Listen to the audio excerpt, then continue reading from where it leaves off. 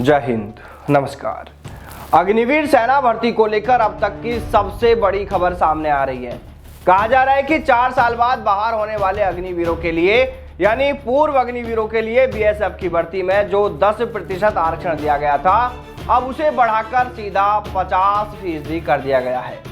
देखिए, जैसे जैसे अग्निवीरों के पहले बैच को 4 साल का समय पूरा होने को जा रहा है, वैसे ही सरकार ने भी अपनी सभी स्तरों पर तैयारियां शुरू कर दी है, क्योंकि सरकार को यह बात बहुत अच्छे से पता है कि जो अग्निवीर 4 साल बाद बाहर होंगे, अगर उन्हें फिर से स्थायी रोजगार नहीं मिला तो वो सरकार के लिए कई बड़ी समस्या खड़ी कर सकते हैं। देश में फिर से धरना प्रदर्शन हो सकते हैं, आंदोलन हो सकते हैं, यानी अग्निवीर योजना फिर से संकट में आ सकती है। और इसीलिए सरकार ने अब 4 साल बाद बाहर होने वाले अग्निवीरों के लिए एक बहुत बड़ा बदलाव कर दिया है। और वो बदलाव ये कि अब बीएसएफ कांस्टेबल भर्ती में अग्निवीरों के लिए आरक्षण 10% से बढ़ाकर सीधा 50% कर दिया है। नवभारत टाइम्स और हिंदुस्तान टाइम्स की रिपोर्ट के अनुसार अब इस बदलाव के तहत भर्ती प्रक्रिया 2 फेज में होगी।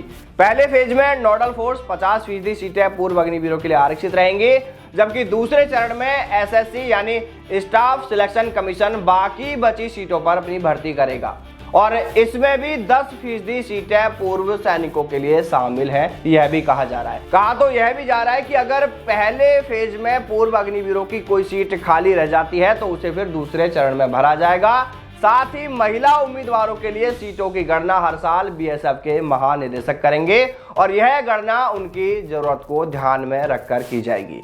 लेकिन ध्यान रहे कि जिन बदलावों की हम बात कर रहे हैं, यह बदलाव अभी सिर्फ बीएसएफ कांस्टेबल भर्ती में किए गए हैं। दूसरे केंद्रीय सशस्त्र पुलिस बलों के लिए यह नियम अभी लागू नहीं हुए हैं। हालांकि अन्य अर्धसैनिक बलों में जीडी भर्ती के लिए पूर्व अग्निवीरों के लिए 10% सीटें पहले ही आरक्षित की जा चुकी हैं। देखिए, जैसा कि पहले ही बताया गया है कि पूर्व अग्निवीरों को इन भर्तियों में फिजिकल टेस्ट नहीं देना होगा, उसकी उनको छूट मिलने वाली है, लेकिन लिखित परीक्षा तो सभी को देनी ही होगी। अब देखिए, यहाँ पर यह सवाल उठ सकता है कि क्या सिर्फ बीएसएफ में 50% आरक्षण दिए जाने से उन सभी अग्निवीरों को नौकरी मिल जाएगी जो 4 साल बाद बाहर होंगे, या फिर अन्य अर्धसैनिक बलों में भी जैसे सीआरपीएफ, सीआईएसएफ, एसएसबी, आईटीबीपी, इनमें भी आरक्षण बढ़ाया जा सकता है। या फिर एक दूसरा काम यह किया जा सकता है कि अग्निपथ योजना में ही एक बड़ा बदलाव करके 4 साल बाद परमानेंट होने वाले इस दायरे को बढ़ाकर 25% से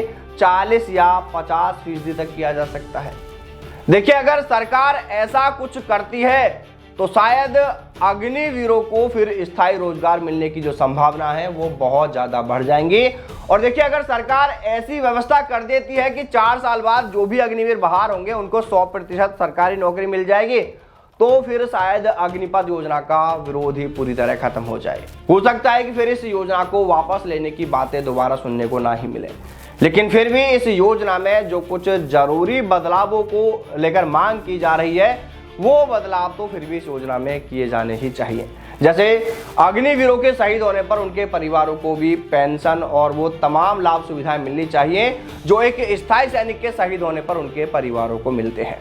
साथ ही अग्निवीरों की जो छुट्टियां हैं उनको बढ़ाने पर भी विचार किया जाना चाहिए। ऐसे कुछ और छोटे मोटे बदलाव हैं, अगर वो सभी सही कर लिए जाते हैं तो फिर शायद अग्निवीर योजना से किसी को समस्या ना रहे।